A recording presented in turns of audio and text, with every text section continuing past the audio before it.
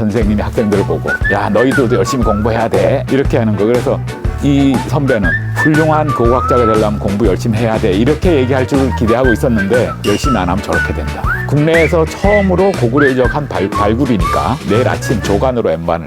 근데 그날 석간에 한국일보 석간에 나온 거예요. 그 기자는 한 달 동안 문화부 출입 정지.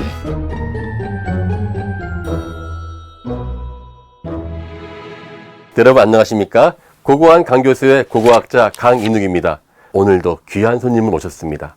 우리나라 고고학계를 대표하고 고구려라고 하는 유물을 거의 최초로 우리나라에서 알려준 한국 고고학의 산 증인을 모셔왔습니다. 고려대학교 문화유산융합학부의 최종택 교수님 모셨습니다. 반갑습니다. 네. 간단 소개드리자면요. 우리 최종택 선생님은 지난 2000년부터 고려대학교에서 후학들을 양성하고 계시고요.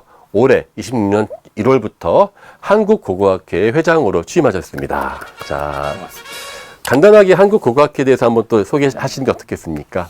말씀대로 한국고고학회는 올해가 50주년 되는 해인데 한국에서 고고학이라는 학문이 정규 학문으로 자리 잡을 때부터 시작을 해서 지금까지 학계를 대표하는 학회로 활동을 하고 있고요. 현재 회원은 한 4,500명, 대학 교수는 한 100명 남짓이지만 연구원들이 한 3,000에서 3,500명. 아니 그렇게 많은데 나는 주변에 본 적이 없지 할지 모를 텐데요. 많이들 일하는데 잘 모르는 그러한 것 같아요. 그렇습니다. 이 고고학이라는 학문이 일반 대중에게는 약간 낭만적인 학문으로 인식은 돼 있는데 우리랑 먼 데 있는 거라고 생각하죠. 근데 이 고고학에 대한 인식이 우리 사회 변화와 관계 있는데 우리 지도 교수께서가 61학번인데 경기고 나와서 서울대를 가니까 온 친척들이 축하를 해준 거예요. 그리고 1년 뒤에 다시 모여서 고고학한다 이렇게 얘기를 하니까 아유 망했다. 그 어렵게 공부시켜서 서울대를 넣어놨더니 남의 무덤이나 파헤치고 다니냐. 그 80년대 이제 제가 고고학을 한다 그랬더니 참 어려운 거 한다. 그거에서 밥이나 먹고 살겠냐. 그러던 시대가 있었는데 90년대 이제 서울대 박물관에서 일할 때 사람들을 만나면 아, 참 재밌는 거 하신다. 재밌는 거 한다는 인식까지는 왔는데 우리 일상생활하고도 밀접한 관계가 있고 뭐 우리가 아는 역사의 대부분이 고고학적인 지식에서 나온다는 거는 모르고 있는 거죠. 저 같은 경우는 이제 좀 특이하게 초등학교 때부터 고고학을 참 좋아해서 특이한 케이스였지만 여전히 밥 벌어먹고 살겠냐는 그런 말들을 많이 했는데 최근에 정말 많이 변했어요. 네. 어쩌다가 이 험한 고고학과를 오시게 됐습니까? 저는 약간의 이제 그 운명론자일 수도 있는데 그때만 해도 고등학교 2학년 때는 이과, 문과를 나눠야 되는데 이과를 가려고 그랬죠. 그랬더니 아버지가 네가 아무리 공부를 잘해서 서울대를 가도 이과를 가면 기름 장갑을 낄 텐데 그거 싫다. 그래서 문과를 가서 하이 칼라에 펜대 굴리고 살아라. 그리고 대학을 들어가게 됐는데 담임 선생님이 너는 그쪽 체질이 아니니 역사 계열로 가라. 그래서 역사 계열 또 갔어요 그냥. 3학년 때에 올림픽 공원 몽천도성 발굴 조사에 참가를 했는데 체질이 맞는 거예요. 먹여주지요, 재워주지요, 술도 사주지요. 그러고 시골 출신이니까 선배들이 흙을 보고 구분이 잘 안 된다고 하는데 저는 보면 알겠는 거예요. 그러다가 이제 고고학을 하게 됐죠. 제가 선생님께서 현장 책임자 하실 때 갔었는데 전 당연히 그 피크닉 같은 데 가는 건 줄 알고 반바지에 진짜 이렇게 라운드 티 입고 막 나왔더니만 황당해 하셨던 그 기억이 저 지금도 나요. 선생님의 그 발굴 역정이랄까? 그 몽촌토성 이야기 한번 궁금합니다. 제가 이제 본격적으로 발굴을 배운 게 85년도 3학년 때 그때 86 아시안게임, 88 올림픽이라는 국가적인 사업으로 거기 경기장을 짓기 위해서 몽촌도성을 발굴 조사할 때인데 우리나라 역사상 대규모 발굴을 처음 할 때입니다. 둘레가 2.8km나 되는 성 전체를 발굴할 때인데 그때 제가 6개월을 시작부터 끝까지 현장에서 먹고 자면서 이제 발굴에 대한 걸 다 이제 현장에서 배운 거죠.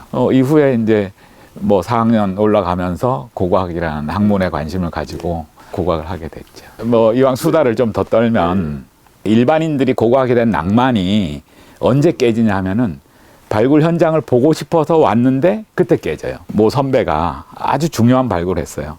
그래서 그 동네 초등학교 선생님이 학생들을 데리고 답사러 오신 거예요. 신문에 막 나오니까.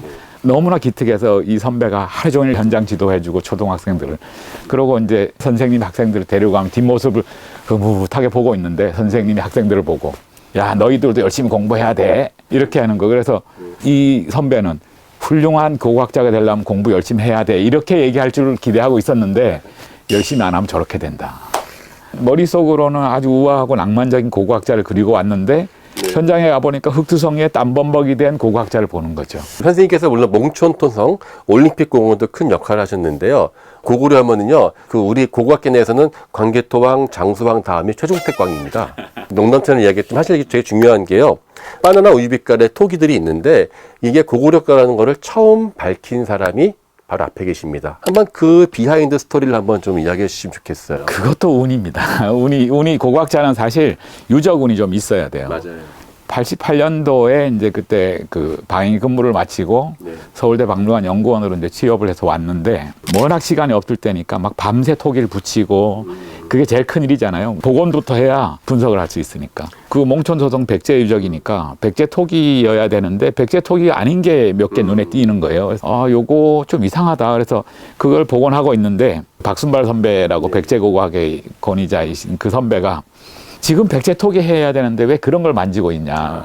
그래서 이제 제가 담당한 백제 토기를 장난형 토기였는데 그 그거를 붙이다가 형이 안 보일 때만 요걸 찾아 붙인 거죠. 그렇구나. 그래서 한 달 붙이니까 그 나팔리 항아리가 나와서 그 형이 와서 보고 고구려 토기잖아. 이렇게 된 거죠. 그래서 그게 나오고 나서 고구려 토기 존재를 이해하게 됐는데 그 이전까지 우리가 고구려 고고학에 대해서는 전혀 정보가 없었고 중국도 적성 국가고 북한은 당연히 그래서 북한 고고학, 중국 고고학을 모르는데 그럼에도 불구하고 요 토기는 고구려를 대표하는 토기인 걸 알고 있었던 거죠. 그렇죠. 네. 그래서 이거는 고구려 영향을 받은 백제 토기가 아니고 고구려 사람들이 만든 토기구나. 그러면 더 있을 수도 있겠는데 하고 따져보니까 이게 연대가 5세기 후반 475년에 장수왕이 한성을 함락한 이후 네. 475년은요, 백제의 계로왕이 바둑두다가 망했다고 하지 않습니까? 그때 백제가 현재 올림픽공원 근처에 있었고요. 그 강 건너가 현재 광진구와 구리구 경계에 있었던 바로 그 일대였다. 바로 그 이야기를 지금 하고 계신 겁니다. 그래서 정확하게 역사와 고고학이 딱 맞아떨어지는 그 순간이 회장님의 손끝에서 토기 한 점으로 나왔다는 그게 이제 운이죠. 근데 오늘 이야기하지만, 예, 토기 한 점에는 엄청난 역사가 들어있고, 그 하나하나 모여서 거대한 역사를 이룬다는 걸 아마 증명하신 것 같아요. 그때 진짜로 왠지 끌렸어요. 그 우리가 늘 작업하던 백제 토기와는 다른 특징이고 재질도 다른데 백제 토기는 아닌 게 분명한 것 같고 하여튼 약간의 운명적인 뭐 그런 것도 있었다 싶기도 합니다. 근데 그게 나오고 나서 이제 고구려 장수왕이 한성을 공함하고 돌아간 게 아니라 한성을 함락시킨 이후에 백제가 웅진으로 천도하고 여기에 주둔했을 가능성이 있다는 사실을 우리가 처음으로 생각해 보게 된 거죠. 그 이후로 그러면 여기 와 있던 고구려 사람들이 어디에서 어떤 행위를 하고 있었던가에 대한 관심이 생기고 지금까지 남한에서 고구려 유적이 한 100여 개 조사가 됐죠. 지금은 뭐 고구려가 너무나 일반적이고 또 고고학계 내에서 아주 그냥 큰 분야 중에 하나가 되었는데 그런 사연이 있었다는 걸 아마 대외적으로는 처음 차분하게 밝히신 것 같고요. 고고학자들은 이렇게 보이지 않게 여러분들이 쓰는 교과서의 한 페이지를 내용을 바꾸기 위해서 평생을 투자합니다. 그러면 이제 몽촌토성 올림픽공원에서 이제 하나의 어떤 디딤돌이 되었다면은 본격적으로 도약을 하는 거는 그 다음 이야기죠. 네. 그게 이제 88년 일이고 네. 그때는 그걸 고구려 토기라고 말하기가 두려웠어요. 김원용 선생님이 아직 생존해 계시고 권위가 있던 시대이기 때문에. 네. 그런데 그때 그거를 복원하고 나서 박순발 선배가 70년대에 잠실 화양지구 개발할 때 구이동이라는 데 발굴한 유물이 이와 유사한데 그걸 찾아서 정리를 해보니 똑같은 거죠. 아, 이게 고구려 토기구나 생각은 했지만 기존 선배들의 권위 때문에 고구려 토기라는 말은 못 붙이고 백제 토기는 몽촌 유형, 고구려 토기는 구이동 유형 이렇게 분류를 했었어요. 근데 그 이듬해에는 서울대 박물관에서 전시를 했는데 산부 선생님이 오셔가지고 보시고 이 고구려 토기 맞구만. 그 한 말씀을 해주셔서 그 다음 해부터는 고구려 토기, 백제 토기로 구분이 됐죠. 고구려 토기, 백제 토기 한번 강의해 주시면 될 것 같은데요. 백제 토기나 신라 토기, 일반적인 토기는 점토 안에 모래 알갱이나 입자가 다른 걸 섞어야만 돼요. 여러 이유로. 그런데 고구려 토기는 순수한 점토 위주로 만들어졌다는 특징이 있습니다. 형태적으로는 고구려 토기는 오늘날 우리가 아는 옹기, 네. 김치똑 그렇게 생긴 바닥이 납작한 기종이에요. 근데 백제 신라토기는 다 둥근 바닥입니다. 그냥 맨땅 흙에 받치기에는 좋은데 탁잔에 못 놓죠. 그래서 그릇 받침이 또 발달하게 되는데 고구려 토기는 바닥이 납작하다는 특징이 가장 크거든요. 우리가 그릇을 생각해 보면 공처럼 생긴 항아리는 여백 공간이 많이 비죠. 동일한 공간에서도 저장 용량이 큰 겁니다. 그렇죠. 그래서 정치적으로 군사적으로는 신라가 통일을 하지만 우리가 쓰는 생활용 그릇은 고구려 토기가 신라 토기를 대체해 버립니다. 그래서 고구려 토기 제작 기법이 오늘날 옹기 제작 기법하고 똑같습니다. 고구려가 우리의 생활 속에 숨쉬고 있는데 그 중에 하나가 바로 우리가 쓰고 있는 그러한 항아리다. 요즘엔 여러분들 다 김치냉장고지만 옛날에 정말 항아리 정말 중요했었거든요. 자, 점프를 해야죠. 구이동이라고 하는 또 하나의 발판이 이루어졌습니다. 아차산을 끼고 서울 광진구 경기도 구리시가 있는데 구리시 문화원에서 아차산 일대를 조사를 할 계획을 세웠고 아차산 조사 과정에 그런 토기가 나온 걸 발견한 거죠. 그래서 그런 게 나오는 유적을 한 20개 정도를 찾고 이기가 고구려의 유적이다, 군사시설이다라고 보고를 하고 그게 이제 학계에 받아들여졌고 97년에 아차산 사보루라는 헬기장 시설이 있는 곳을 첫 발굴하게 됐죠.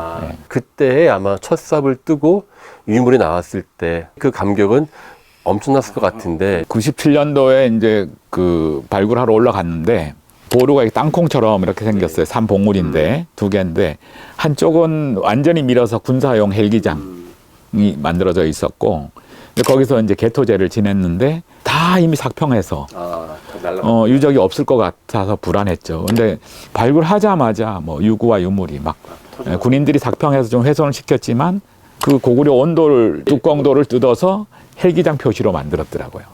그러니까 뚜껑 밑에는 살아 있는 거죠. 그래서 굉장한 구조물이 거의 빠르게 조사가 됐었죠. 그런데 이제 아차산에 또 다른 보루가 한 20개 정도 있는데 그 중에 한 대여섯 개는 군사시설이에요, 지금도. 뭐 우리나라에 산성이 많아 산성의 나라잖아요. 근데 그 삼국시대 산성은 다 군사시설이 들어가 있거든요. 일부는 그래서 보존되는 역할도 하지만 일부는 훼손시키는 역할도 하고. 근데 아차산 사보로도 이제 그런 고구려 군사가 지키던 그 보루를 지금의 우리 그 군인들 지키고 계시는 아주 든든한 현장인 동시에 어떻게 그렇게 운이 좋게 나왔는지 한 것 같습니다. 근데 그때 재미있었던 게 97년에 이쪽 북쪽 구간 절반을 발굴하고 이 흙은 남쪽 구간에 쌓고 다시 덮고 내년에는 남쪽을 발굴해서 옮겼다가 다시 덮고 이렇게 계획을 세웠는데 절반을 이제 북쪽 발굴하고 성과가 났어요. 그래서 그해 11월 달인가 보도 자료를 냈는데 내일 아침 조간으로 엠반을 국내에서 처음으로 고구려 유적 한 발굴이니까 그래서 보도적 관심이 많았어요. 근데 그날 석간에 한국일보 석간에 나온 거예요. 그 기자는 한 달 동안 문화부 출입 정지 먹고 엠박으로 깬 거예요. 그거 다 알면서 이거는 워낙 중요하니까 단독 특종을 해야 되겠다. 아차산에서 고구려 유적이 발굴되었다라는 기사가 일면 바로 톱 아래에 나왔어요. 그 정도로 관심이 있었죠. 지금 너무나 극적인 어떤 과정인데 저는 참 이게 재미있는 게 이후에 박사를 받으시고 난 다음에 동북공정 그리고 남북화해가 이루어졌는데요.